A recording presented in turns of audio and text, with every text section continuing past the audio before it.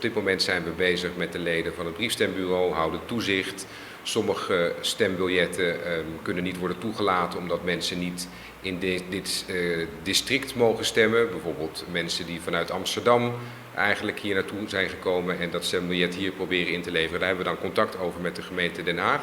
Dus er is heel veel organisatie eigenlijk aan vooraf gegaan. Want we willen zorgen dat het een zorgvuldig stemproces is en dat er geen klachten komen of dat mensen daar vragen over hebben. En daarom is het ook geheel openbaar. Dus mensen mogen komen kijken hoe wij dat doen. En daarom is het ook fijn dat we een briefstembureau zijn, dus dat mensen eigenlijk al vanaf 13 november hier terecht konden om te stemmen. Dus dat geeft mensen wel ruim voldoende tijd. We zijn open elke dag vanaf 8:30 tot 5. Dus mensen hebben dan wel ruim de gelegenheid gehad om te komen stemmen. Maar we zien eigenlijk elke keer dat aan het eind, en vandaag is dat voor 3 uur, moet de stem binnen zijn, dat het druk wordt.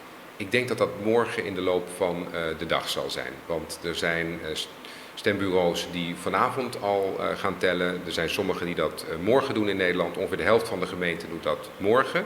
Dus ik denk morgen aan het eind van de dag dat we de officiële resultaten kunnen verwachten.